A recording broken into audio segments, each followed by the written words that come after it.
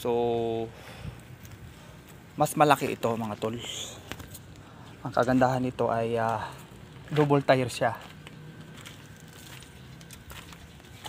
Yan. Yan, naka double tire siya.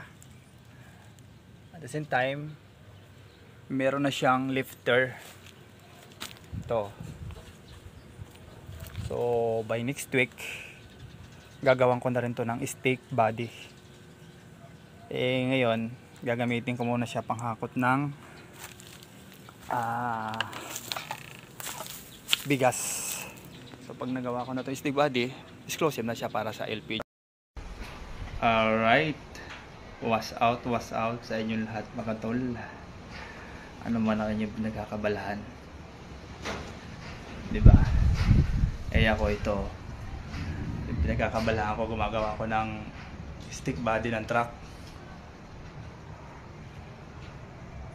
Problema ko, putol-putol ang trabaho kasi ayan lakas na naman ng ulan pag siniswerte ka talaga Diyos ko po, Rudy. Alright, good morning mga tol. Pang-apat na araw ko na ngayong gumagawa nitong stick body na service namin sa paghauling ng LPG. Ito.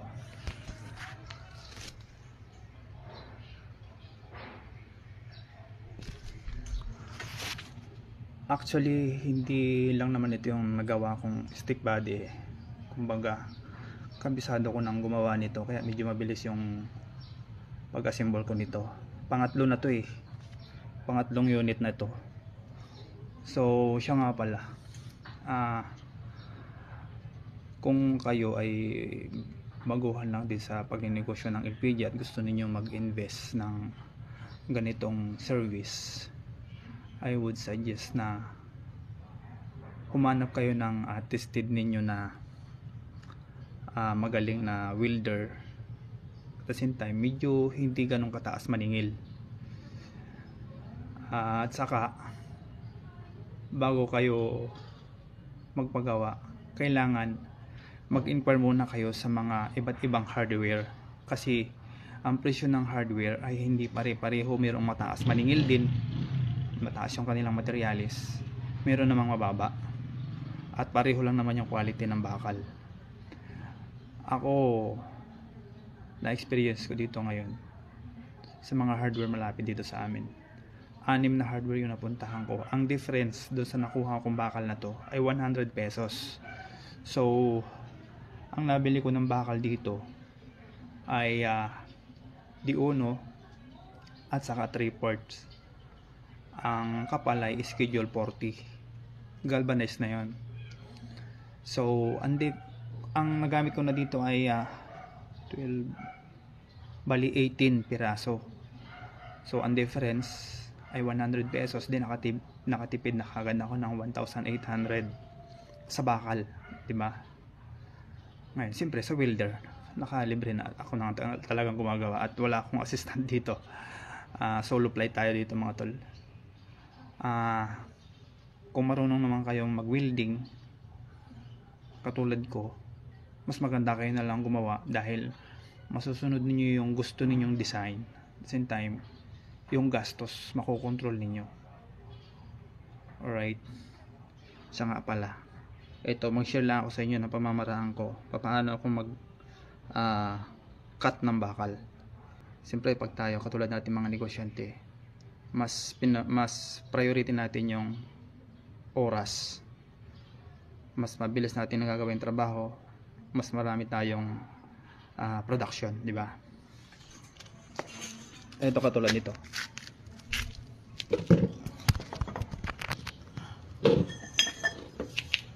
Ito mga tol, bago ko to putulin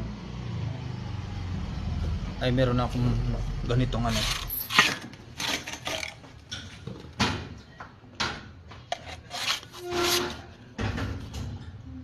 para pagka nilagyan ko ng marking, consistent yung cut nya. di ba? Tapos siyempre para magpit ito dito doon sa iyong pagkakabitan, kailangan may cut yan eh. Ngayon napamamaraan ko mga tol, pinupukpok ko muna ito ang kabilang dulo para kapag nilagyan ko siya ng cut, same lang doon sa kabila. Kasi kung magkakat ka muna dito, magkakat ka dito nang hindi mo muna pinukpok, may posibilidad na tatabingi dito sa kabilang dulo. Meron ang GI pipe naman, meron siyang ano sa loob yung dugtungan. So yung kung ano yung tapatan ng pukpukin mo, yun din yung katapat doon sa kabila. Alright, kaysa ron sa gagamit ka pa ng ano, ididikit mong ganyan, tapos gagamit na ka pa ng kung ano-ano, ang tagal nun. O ganito lang mga tol.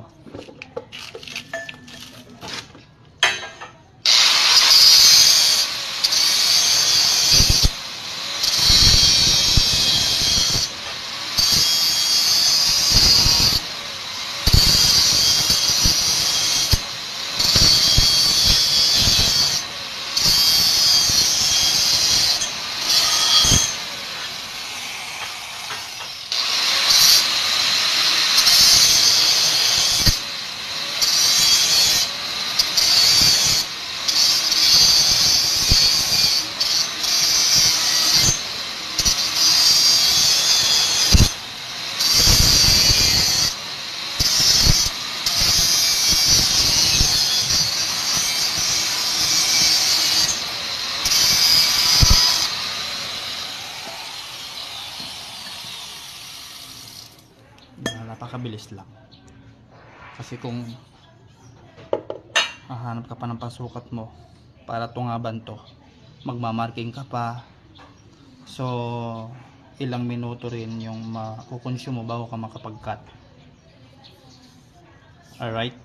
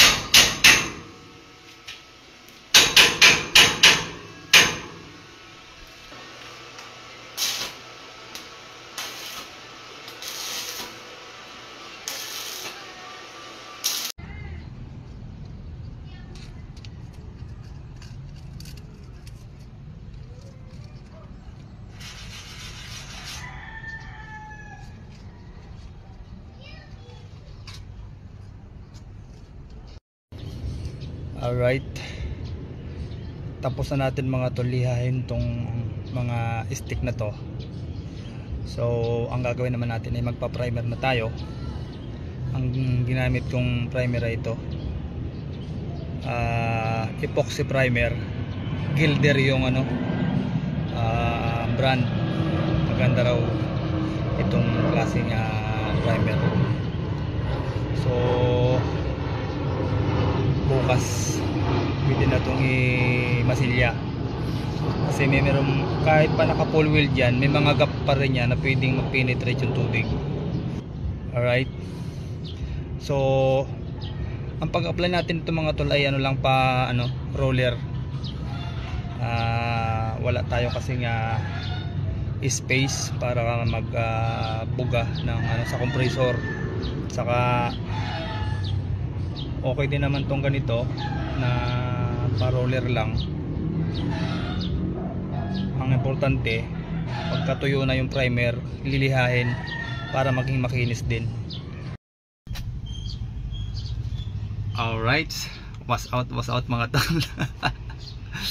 Dahil ngayon lang nagkaroon ng magandang sikat ng araw.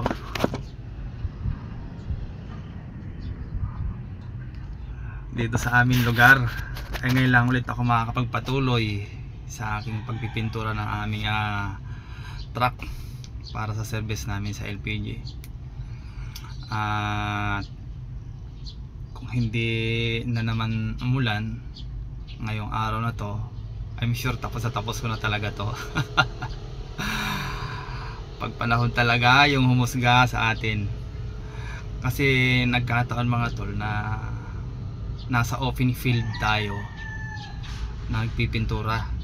So nakadepende lang tayo sa ganda ng panahon.